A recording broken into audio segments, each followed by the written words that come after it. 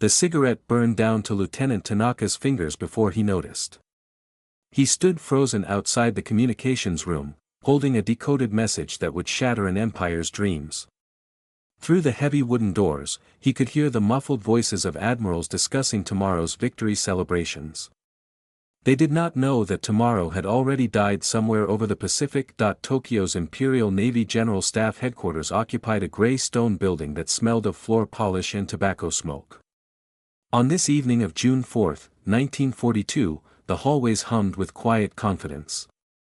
6 months of unbroken triumph had made victory feel inevitable. Singapore had fallen. The Dutch East Indies belonged to Japan.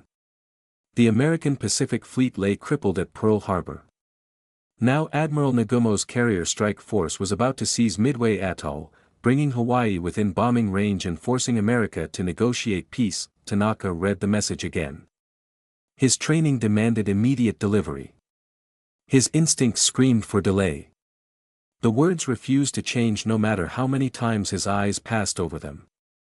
Akagi hit by enemy dive bombers. Fires spreading. Situation critical. Akagi. The flagship of the 1st Air Fleet. The ship that had launched the attack on Pearl Harbor. The vessel that carried Vice Admiral Chuchi Nagumo himself. Tanaka had served aboard her for 2 years before his transfer to headquarters duty. He knew every corridor, every ladder, every compartment where men now burned. That he pushed through the doors. Admiral Osami Nagano stood before the operational map, a pointer in his hand, explaining the next phase of the Midway operation to assembled staff officers. He was describing how Nagumo's carriers would neutralize the island's defenses when he noticed Tanaka's face. The young lieutenant looked like a man who had seen his own grave. The room fell silent as Tanaka crossed the polished floor. His footsteps echoed against the high ceiling. Every eye followed him. He bowed, extended the message form, and waited. Nagano's expression did not change as he read. Only his knuckles whitened around the paper. He read it twice, 3 times, as if repetition might alter the words. Then he set the message on the map table with excessive care, the way one handles something that might explode. Confirmation, he said. His voice was steady but thin. Request immediate confirmation of carrier status. Tanaka bowed and retreated. Behind him, the silence deepened. He heard no gasps, no exclamations. These were men trained to absorb shock without visible reaction. But the quality of their stillness told him everything. They understood what this message meant. Over the next 3 hours, confirmation came. It came in fragments, each worse than the last. Kaga burning uncontrollably after multiple bomb hits. Soryu torn apart by American aircraft. The pride of the Imperial Navy, the carriers that had never known defeat, were dying one by one in waters 6,000 kilometers from Tokyo. Tanaka ferried each message personally. He watched the senior officers age before his eyes. Admiral Nagano removed his glasses and polished them repeatedly, a nervous gesture Tanaka had never seen before. Captain Kurashima chain-smoked until a blue haze filled the room. Rear Admiral Fukudome stood motionless at the map, staring at the wooden ship markers as if willing them to survive. Nobody spoke of how this happened. Nobody asked how American carriers, supposedly absent from the area, had appeared at exactly the wrong moment. Those questions would come later. For now, there was only the grinding weight of catastrophe. At midnight, the final report arrived. Hiryu, the last surviving carrier, had been located and attacked. She was burning. 4 fleet carriers lost in a single day. More than 200 aircraft destroyed. Thousands of sailors and irreplaceable pilots killed. The strike force that was supposed to end the Pacific War had been annihilated. Tanaka delivered this message to a room that had gone completely quiet. Men who had spent their careers studying war stood helpless before its verdict. Everything they believed about Japanese superiority, about the divine destiny of the empire, about the weakness of American fighting spirit, lay in ruins on the ocean floor. Admiral Nagano finally spoke. His voice was barely audible. We must inform Combined Fleet Headquarters. And we must prepare a report for the Imperial Palace. He paused, and something passed across his face that might have been fear. We must decide what to tell them. Tanaka felt cold spread through his chest. He understood what that hesitation meant. The truth was too enormous to speak. The Empire's leaders would need to find other words, softer words, words that did not taste like ashes and salt water. Outside the headquarters building, Tokyo slept peacefully beneath summer stars. Paper lanterns glowed in restaurant windows. Somewhere a radio played popular music. The city dreamed of victory while its sons drifted dead in distant waters. And in the war room, men who had built careers on certainty faced a future none of them had imagined. The age of the aircraft carrier had delivered its judgment. Japan's high command was only beginning to comprehend the sentence. 300 miles behind the dying carriers, the world's largest battleship sat useless in calm waters. Admiral Isoroku Yamamoto had not moved from his chair for 6 hours. His tea had gone cold. His ashtray overflowed. Through the porthole of his private quarters aboard Yamato, the Pacific stretched empty and mocking to every horizon that he had designed this operation himself. He had overruled objections, dismissed concerns, pushed the combined fleet into an attack that split Japan's naval forces across thousands of miles of ocean. Now 4 carriers burned because of his plan. The weight of those deaths pressed against his chest like a physical force. Yamamoto was 68 years old. He had lost 2 fingers at the Battle of Tsushima in 1905, fighting Russia. He had studied at Harvard, traveled America extensively, played poker in Washington drawing rooms. He understood American industrial capacity better than any officer in Japan. He had warned against this war. When the government demanded he plan the Pearl Harbor attack, he had done so brilliantly while privately doubting everything that followed. "I shall run wild for 6 months or a year," he had told Prince Kono before the war began. "After that, I have no expectation of success." 6 months had passed almost to the day. His prophecy was fulfilling itself with terrible precision. A knock interrupted his thoughts. Rear Admiral Mato Mugaki entered, his chief of staff, carrying updated battle reports. Ugaki's face showed the strain of sleepless hours, but his voice remained professionally calm. "Hiryu has launched a counterattack," Ugaki reported. "Her aircraft have located an American carrier. They are attacking now." Hope flickered briefly in Yamamoto's chest. 1 carrier against 3 was poor odds, but Japanese pilots had achieved miracles before. Perhaps Hiryu's air groups could cripple the American force. Perhaps something could be salvaged from this disaster. They waited. The radio room sent updates every few minutes. Hiryu's torpedo bombers and dive bombers were pressing their attack. American fighters rose to intercept.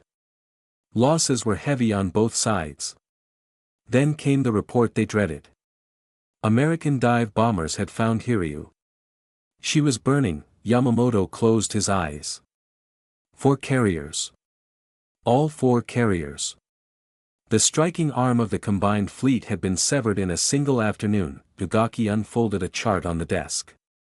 "We still have Yamato, Mutsu, and the entire surface fleet. If we press forward tonight, we can force a surface engagement. Our battleships outgun anything the Americans have. We can still take Midway." It was the kind of aggressive thinking Yamamoto normally valued. Attack always. Never surrender initiative. These were principles he had built his career upon. But mathematics did not lie. Without air cover, his battleships would face American dive bombers at dawn. Those same aircraft that had just destroyed 4 carriers would tear his surface fleet apart.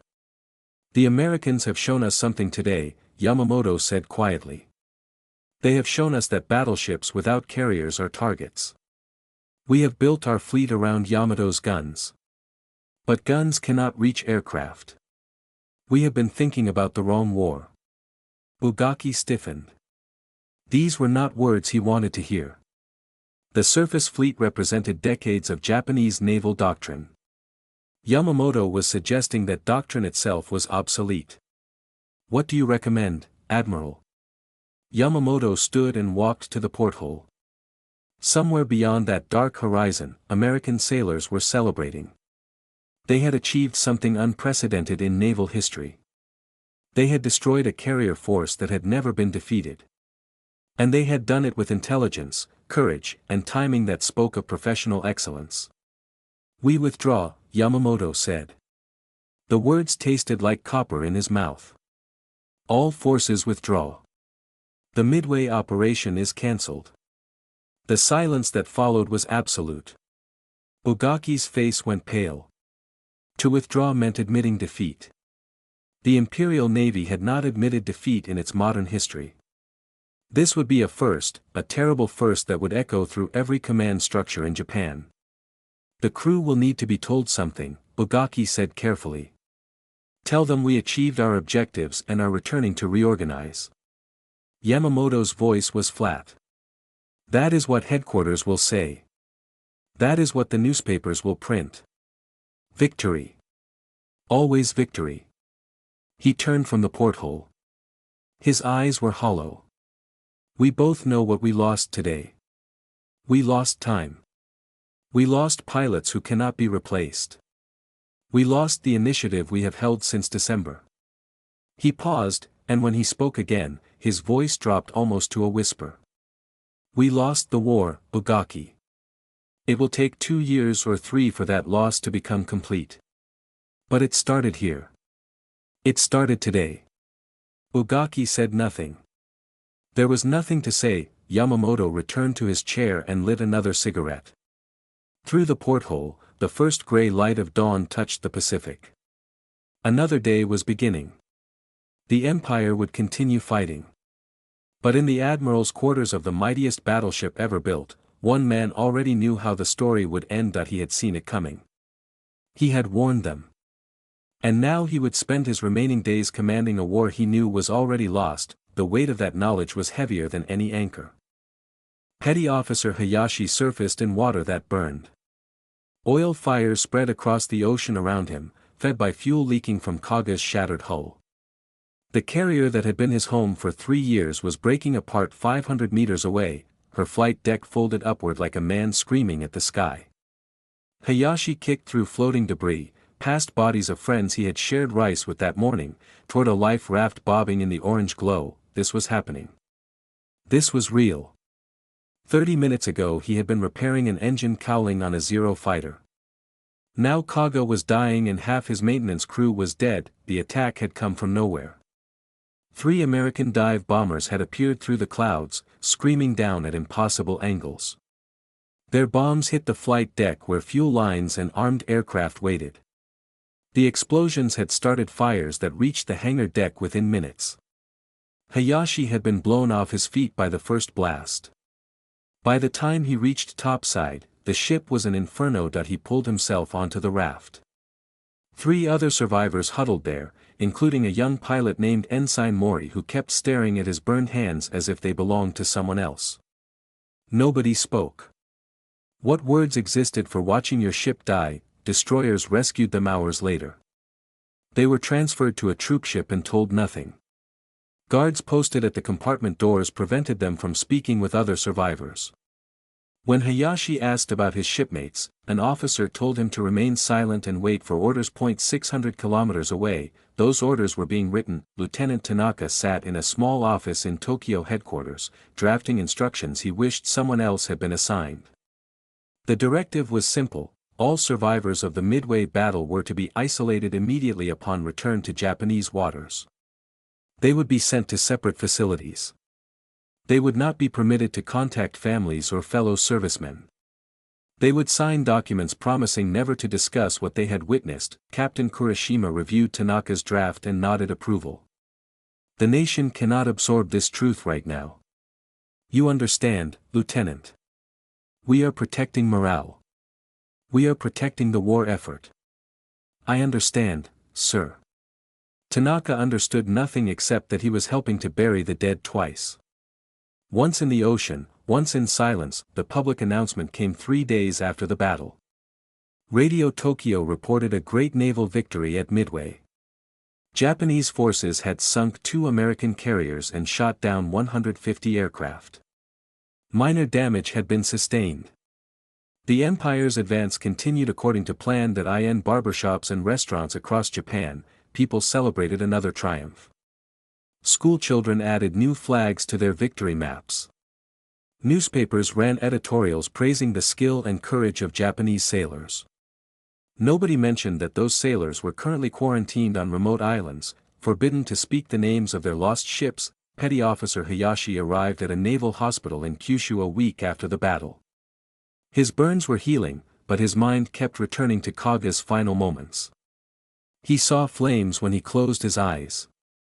He heard screaming when silence fell. The doctors called it combat fatigue and recommended rest. That he tried to write a letter to his mother. He wanted to tell her he was alive, that he had survived something terrible, that he needed her to understand without being told directly. The letter was confiscated before it left the building. An officer visited his bedside that evening. "You saw nothing at Midway," the officer said. "You were transferred to a new assignment before the battle. That is your official record. That is what you will tell your family when you are permitted to contact them. That is what you will believe." Hayashi stared at the ceiling. His hands trembled beneath the sheets. He wanted to argue, to demand the truth be acknowledged, to honor the men who had died beside him. But he was a petty officer, a small piece in an enormous machine. The machine had decided that Midway never happened. "I understand, sir," he whispered. In Tokyo, Lieutenant Tanaka processed the next batch of isolation orders. Names, ranks, ships lost. He filed them alphabetically and tried not to read them individually. Each name was a man with a family waiting for news that would never come. Each name was a truth being buried beneath paperwork. That he worked late that night, alone in the office, listening to the radio play victory songs. The disconnect between those cheerful melodies and the documents on his desk made him feel physically ill. He had believed in the Navy's honor. He had trusted that officers spoke truth even when truth was painful. Now he understood that institutions protected themselves first. The Empire needed confidence more than honesty. The war would continue, built on a foundation of official silence and classified grief. Outside his window, Tokyo glittered with lights. People walked the streets without fear, secure in the knowledge that their navy ruled the Pacific. Tanaka watched them and felt impossibly old. That he was 26 years old, and he had learned something about power that would never leave him. The truth was whatever the powerful declared it to be. 2 months after Midway, Admiral Yamamoto requested a private meeting with Navy Minister Shigetaro Shimada. They met in a garden pavilion outside Tokyo, away from staff officers and recording clerks. Cicadas sang in the summer heat. A servant brought tea and departed. The two men sat alone beneath paper lanterns that swayed in the evening breeze. "We cannot replace what we lost," Yamamoto said without preamble. For fleet carriers represented 6 years of construction. "We can build new hulls, but we cannot create experienced pilots. Training programs require 18 months minimum. The Americans are already producing carriers faster than we can sink them." Shimada listened with the careful expression of a politician hearing unwelcome truths. He had spent weeks managing the aftermath of Midway, reassuring cabinet members, briefing the emperor's representatives, maintaining the fiction of victory. He did not want mathematical reality intruding on that careful construction. "What do you propose?" Shimada asked. "Negotiation. While we still hold enough territory to bargain from strength." Yamamoto's voice was calm but urgent. "Every month we delay, American industrial power grows. They are converting automobile factories to aircraft production. They are training pilots by the thousand.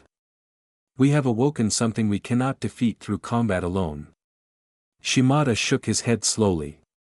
"The army will never accept peace terms. The cabinet is committed to total victory. To suggest negotiation now would be political suicide." "Then we are committed to actual suicide," Yamamoto replied. "Slower, perhaps.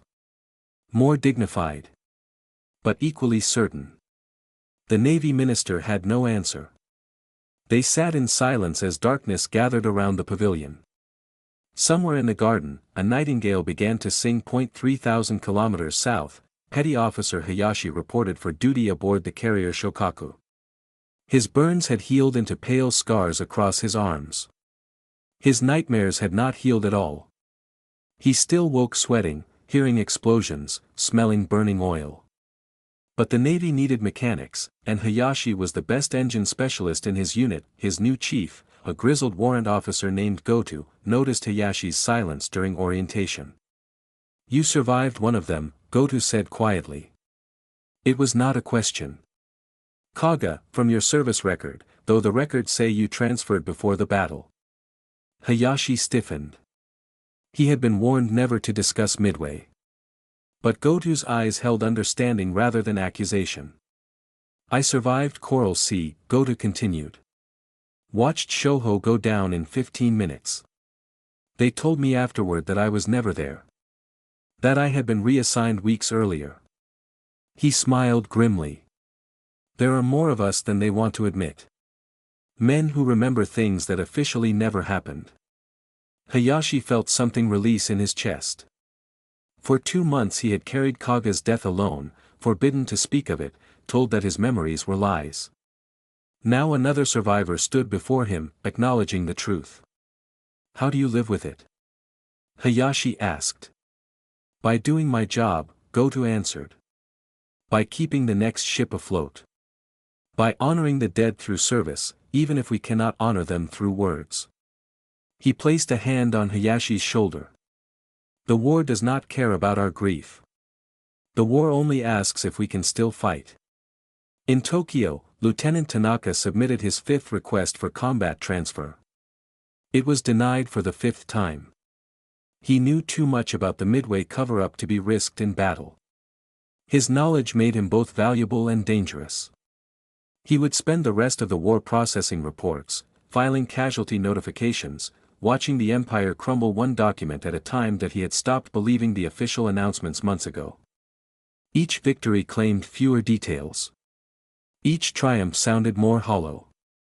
American submarines were sinking merchant ships faster than Japan could replace them.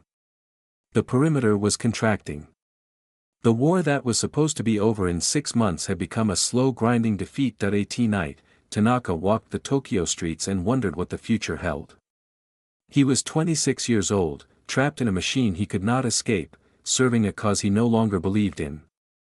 The men who had died at Midway were perhaps the lucky ones. They did not have to watch what came next. Admiral Yamamoto returned to his flagship after the meeting with Shimada. Nothing had changed. The war would continue. Japan would fight until it could no longer fight. That he sat in his quarters that night, playing shogi against himself. The board had belonged to a friend who died on Akagi. Yamamoto made moves for both sides, studying positions, calculating variations. But he could not bring himself to finish the game. That he thought about the young pilots he had sent to die over Midway.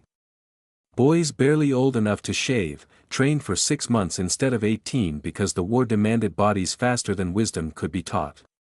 More would follow them. Many more. The Empire's hunger for sacrifice had no end. Through his porthole, the Pacific lay dark and silent. Somewhere beneath those waters, 4 carriers rested on the ocean floor. Their crews would never come home. Their names would never appear on official memorial lists. They had been erased to protect an illusion. Yamamoto understood that he would likely join them eventually. The Americans were hunting him now. They had broken Japanese codes. They knew his movements. It was only a matter of time before they found an opportunity. He accepted this. Perhaps he even welcomed it. The burden of knowing what he knew, seeing what he saw, commanding a war he could not win, was heavier than death itself. He tipped over his own king, conceding the game to no one. Outside, dawn was still hours away. But Yamamoto could see it coming clearly. The long reckoning had begun. Midway was not the end of Japan's war. It was the end of Japan's hope. Everything that followed would be simply a matter of time. The nightingale continued singing in the garden, its voice pure and untroubled by the darkness closing in.